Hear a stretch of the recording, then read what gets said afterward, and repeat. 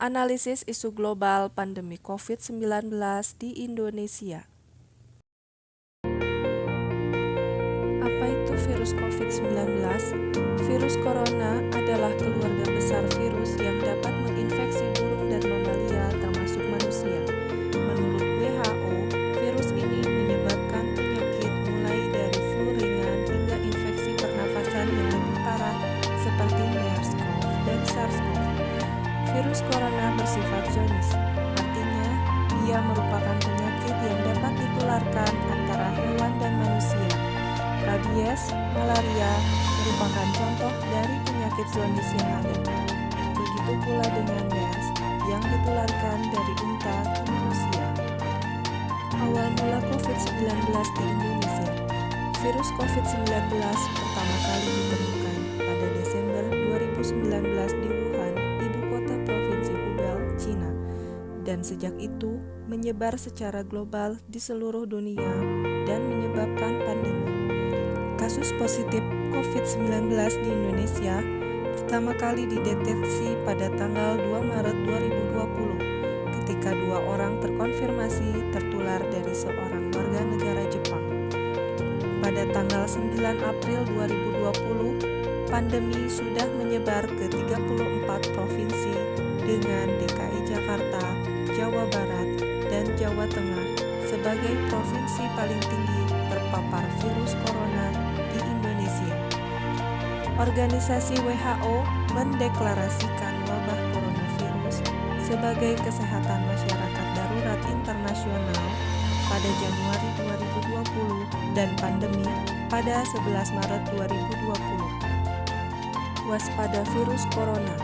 Penularan dari manusia ke manusia lewat cairan batuk, bersin, berjabat tangan. Virus ditularkan jika Anda menyentuh cairan orang terinfeksi, lalu menyentuh mata, hidung, mulut. Gejala-gejala batuk, pilek, sakit tenggorokan, demam, sakit kepala, sesak nafas. Pencegahan coronavirus. Sering cuci tangan pakai sabun, gunakan masker bila batuk atau pilek, konsumsi gizi seimbang, perbanyak sayur dan buah, hati-hati kontak dengan hewan, rajin olahraga dan istirahat cukup, jangan mengkonsumsi daging yang tidak dimasak. Bila batuk, pilek, dan sesak nafas, segera ke fasilitas kesehatan. Perkembangan COVID-19 di Indonesia, Sabtu 19 Juni 2021. Kasus positif COVID-19 sebanyak 1.976.172. Pasien sembuh COVID-19 1.786.143. Jumlah pasien meninggal 54.291. Kami mengambil 4 isu faktual COVID-19.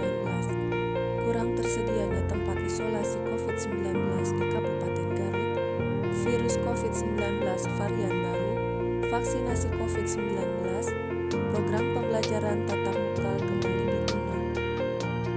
Langkah-langkah analisis isu.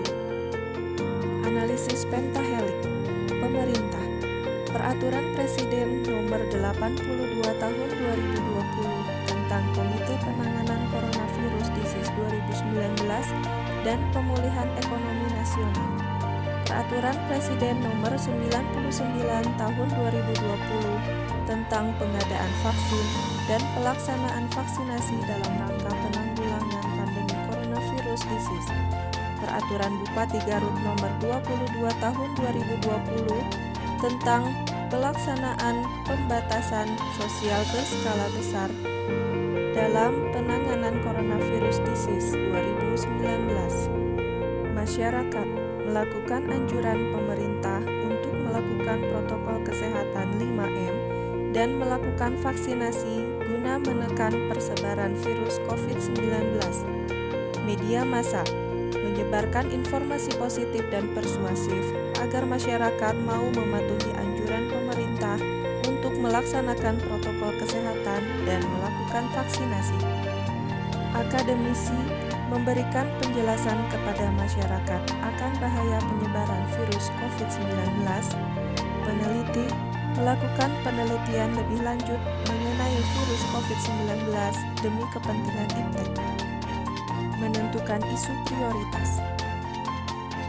Isu masalah kurang tersedianya tempat isolasi COVID-19 di Kabupaten Garut. Jumlah skor 15. Virus COVID-19 varian baru. Jumlah skor 13. Vaksinasi COVID-19. Jumlah skor 10. Program pembelajaran tatap muka kembali ditunda, jumlah skor 13. Maka jumlah skor terbanyak berada pada isu masalah kurang tersedianya tempat isolasi COVID-19 di Kabupaten Garut. Teknik analisis Fishbone, kurangnya tempat isolasi COVID-19 di Kabupaten Garut. Aspek lingkungan, masih banyak masyarakat yang tidak menggunakan masker keluar rumah. Banyak masyarakat melakukan kegiatan dengan berkerumun.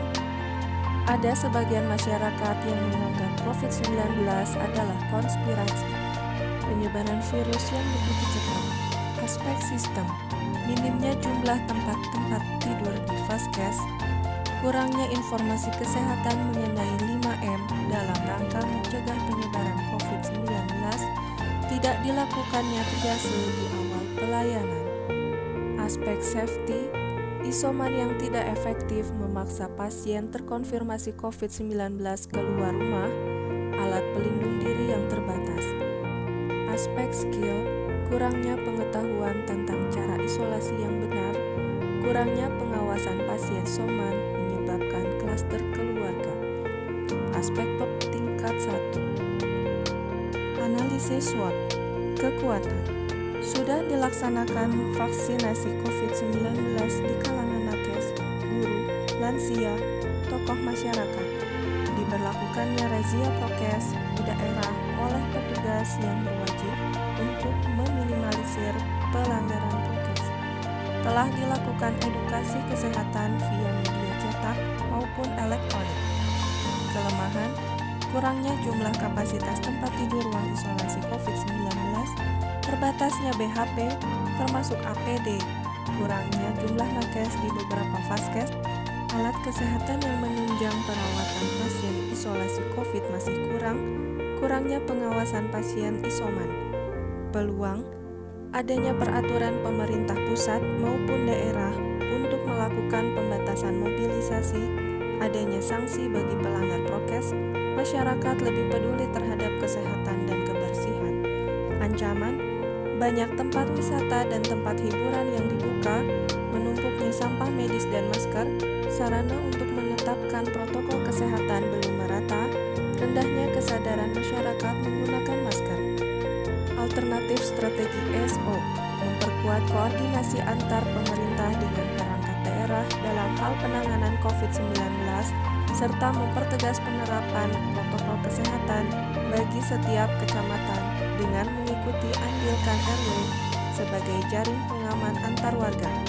Diadakannya kader COVID tingkat RW agar terjalin komunikasi antara pihak kesehatan dan masyarakat. Strategi WO atau strategi kelemahan yang ada untuk memanfaatkan peluang eksternal. Alternatif WO yaitu mengajak masyarakat untuk siaga dan aktif terhadap penularan COVID-19 yang semakin meningkat dengan edukasi secara masif. Pengajuan pengadaan bed, alat-alat penunjang lainnya untuk vaskes yang menyediakan pelayanan isolasi COVID. Seluruh gugus tugas COVID melakukan pemantauan serius terhadap masyarakat yang isoman di setiap wilayah kerjanya. Strategi ST atau strategi ancaman adalah strategi untuk mengoptimalkan kekuatan internal yang dimiliki dalam mengantisipasi ancaman. Alternatif strategi yaitu tenaga kesehatan berkolaborasi dengan perangkat pengamanan untuk melakukan pengawasan di tempat-tempat wisata atau hiburan. Bagi tempat wisata atau tempat hiburan yang masih melanggar protokol kesehatan, diberi edukasi.